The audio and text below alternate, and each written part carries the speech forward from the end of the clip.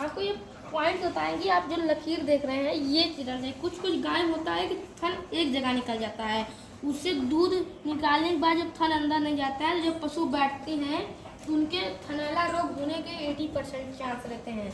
आप लोग देखिए। और दूसरी बात ये कि ये थन है आपका, ये 4 पार्ट में डिवाइड रहना चाहिए। आप लोग देख पा रहे हैं कुछ कुछ गाय का थन होता है ये 2 छिमी, 2 ऐसे, तो 2 इधर है तो कोई इधर है। आप देखना चाहिए कि सब चीज़ के बीच में एक बराबर का गैप है।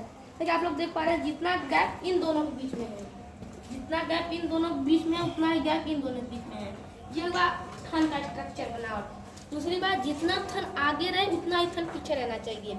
या ऐसा नहीं कि आगे का थन यहाँ तक हो तो पीछे से थन ही ना हो, ये नहीं। इतना थन यहाँ है इतना थन यहाँ भी। ये हुआ हमारा पहला बात। दूसरी बात, ये नस, आप लोग ये नस देख रहे हैं, ये नस इतनी उभरी हुई है, ये नस ही ज़्यादा दूध देने के प्रतीक होती है। इसी को मिल्क वैन्स कहते हैं। यही मिल्क स्टेटस बताता है आपका।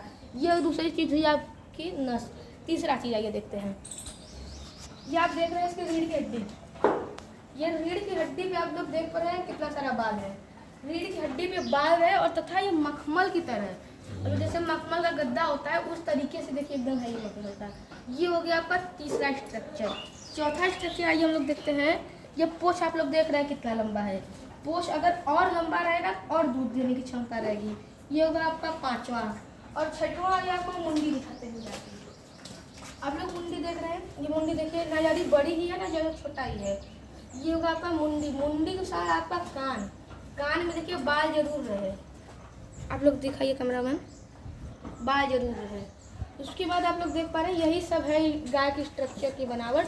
इन्हीं सभी चीज़ों को हमें देखकर पशु को पशु मंडी या किसान भाई के यहाँ से लेना चाहिए। धन्यवाद। यह जानकारी आपको इस पशु के बारे में कैसी लगी हमें कमेंट में ज़रूर बताएं।